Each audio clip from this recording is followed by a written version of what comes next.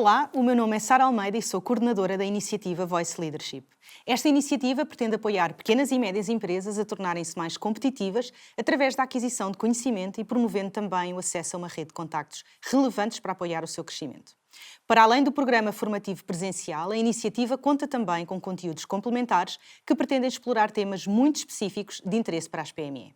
Hoje temos connosco o Filipe Mendes, que é CEO da agência Message, consultor com mais de 20 anos de experiência em desenvolvimento de negócios através de marketing digital e tecnologia, com uma larga experiência internacional.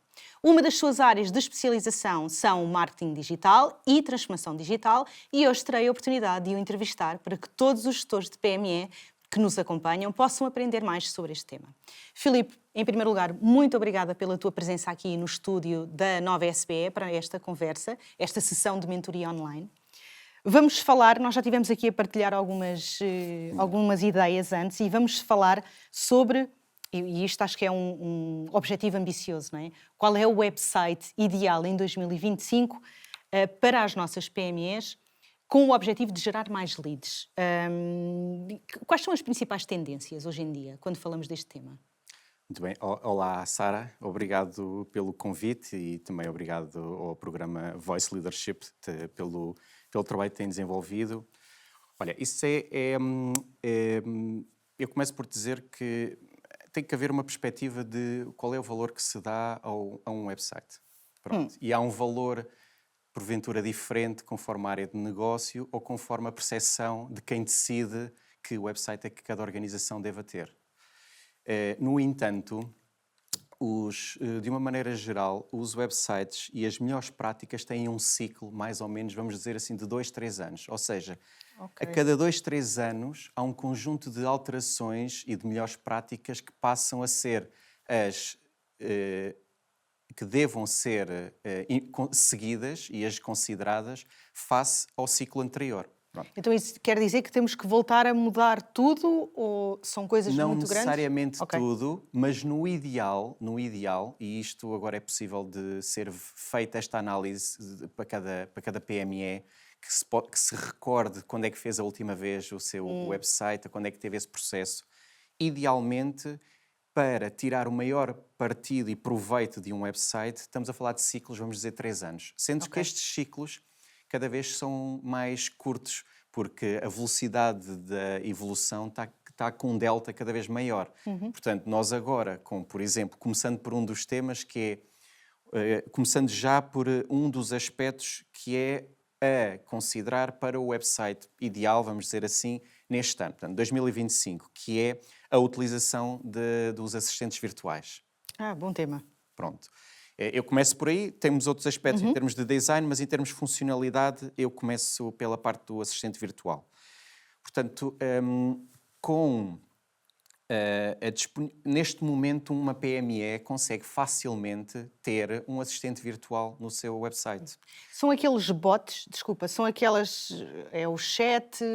São, sendo que a expressão chatbot é uma expressão que tem uma interpretação, uma conotação não muito positiva. Não. Então é preferível, é a mesma coisa na prática, mas é preferível, na verdade, dar a nomenclatura de assistente virtual, porque é isso que faz. Portanto, é um assistente virtual ao visitante.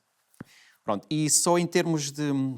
Portanto, neste momento, o website ideal em 2025 tem esse assistente virtual, portanto, geralmente localizado na parte inferior da abertura do website, e os recursos necessários para implementar um assistente virtual como este, neste momento já estão acessíveis a qualquer PME, porque o valor da aquisição já é um valor considerável baixo.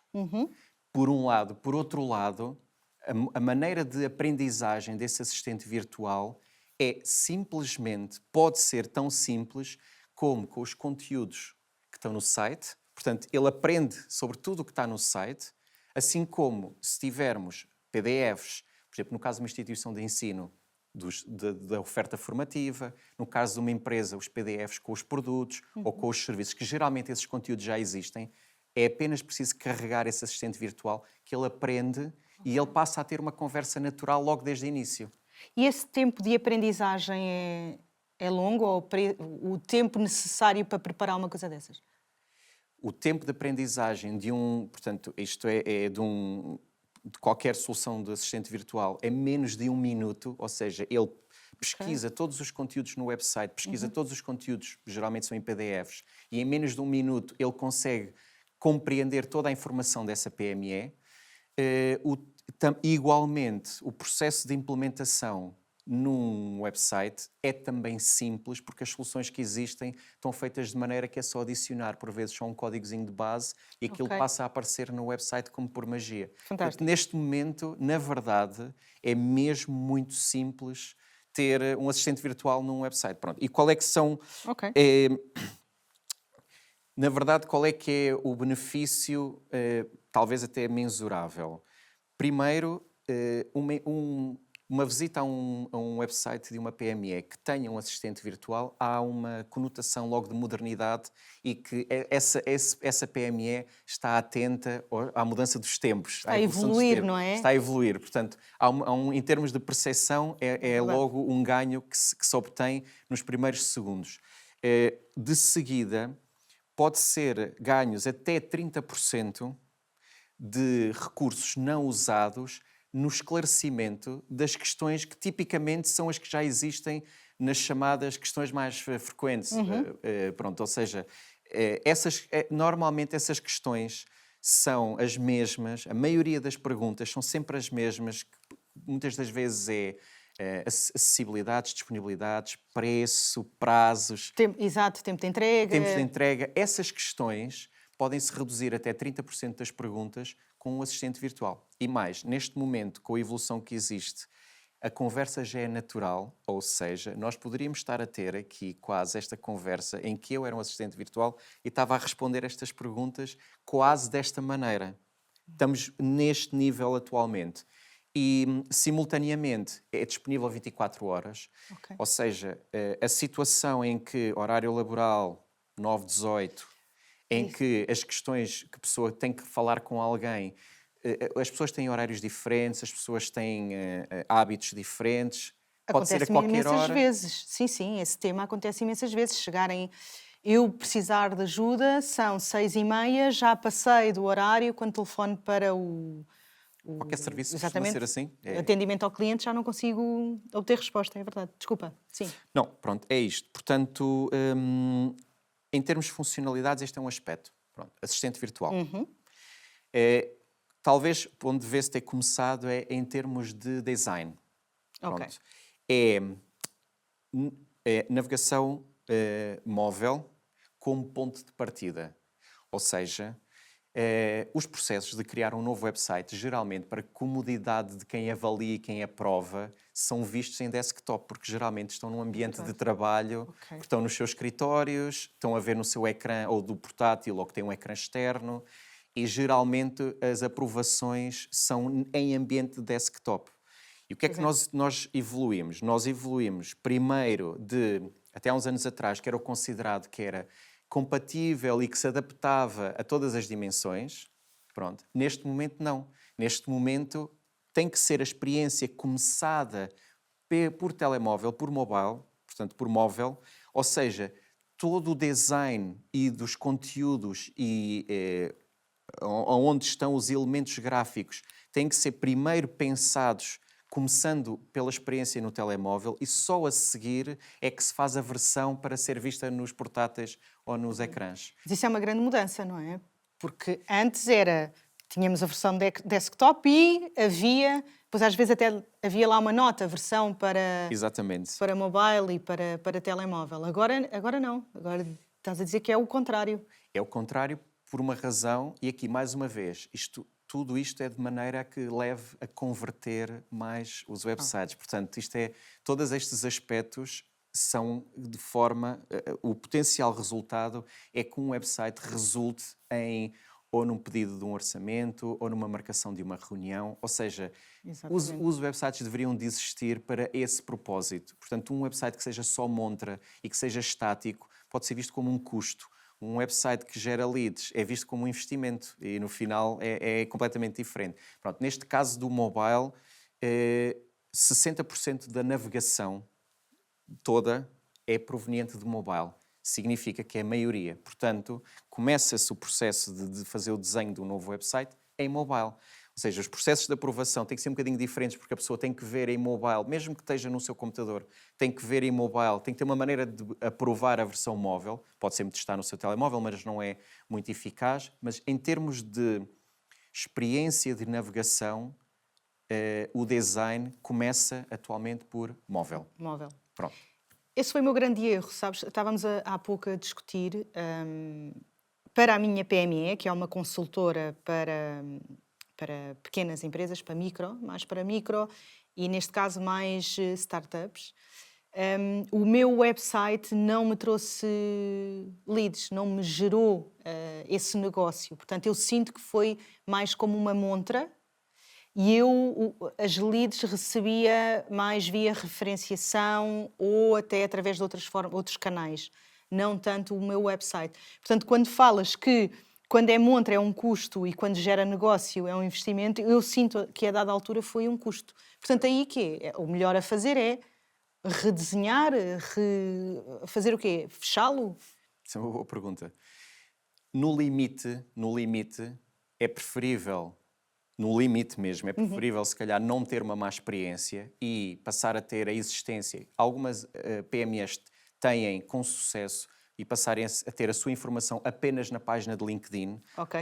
E aí, como está dentro de uma plataforma, é muito mais fácil de que fique apelativo, porque está circunscrito naquilo que pode ser feito em estándares de design, de conteúdo. Portanto, aquilo tem sempre minimamente bom aspecto. Está num ecossistema em que, em princípio, de uma maneira natural, já irá gerar networking e irá facilitar o contacto, mas aí leva-nos a outra questão, que é tu tendo um website teu e tendo uma maneira de saberes quem interage, teres uma maneira das pessoas de deixarem os seus dados para passarem a pertencer à tua base de dados porque estão interessados no teu produto ou estão interessados numa comunicação tua, é uma base de dados que tu ganhas enquanto que que é tua, enquanto numa rede social, no limite, aquilo não é teu. Aquilo quem está presente nessa rede social. Ou seja, tu não consegues, no limite, depois contactar diretamente essas pessoas. Ok, podes mandar mensagens privadas, mas não tens uma forma simples de contacto e que esse cliente seja teu em termos dos seus dados. Esses dados pertencem à rede. Pronto. Por isso, por um lado, no limite, é isso. É preferível ter uma mais... Existem muitos websites de PMEs que, na verdade, a experiência que transmitem numa visita de um potencial cliente ou alguém é uma experiência que é muito aquém das expectativas e mais valia, se calhar, encaminhar esse domínio para abrir a página correspondente de LinkedIn. Pronto. Ao menos a experiência não é má. Claro, mas hoje em dia, os custos de ter um website em condições portanto, correspondendo com todas estas tendências, e ainda há aqui mais 2 ou 3,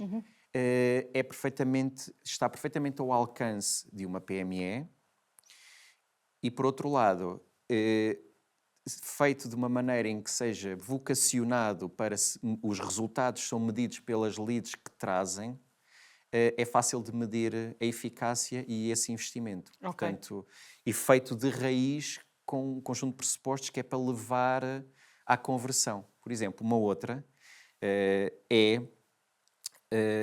ter no website, e agora até pode ser feita essa comparação, quem tiver a ver-nos poder pensar se o seu website tem isso, que é, nós também alterámos-nos de ter um menu que era dos contactos, isso não converte, para passarmos a ter um botão sempre no canto superior direito, que é agendar reunião neste momento.